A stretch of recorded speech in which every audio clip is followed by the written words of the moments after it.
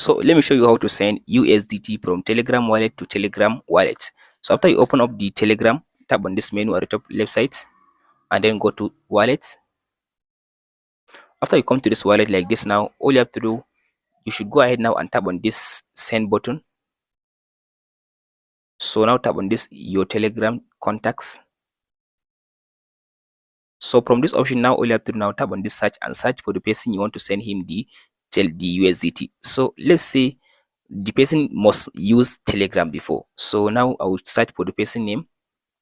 So now here is the person name. I'll tap on this. After you search for the person, if the person is using Telegram, you will be able to see his account. So from this option, all you have to do now, go ahead now and choose. Let's say you want to send him in ton, or if you want to just send him like USDT, just tap on this to choose assets.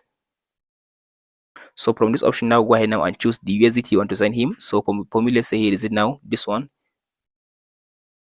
So after that, now type in the amount you want to send. Let's say I want to send 200 USDT. So now tap on this deposit button. If you have enough USDT, the USDT will be sent into his Telegram wallet. And that's it, guys.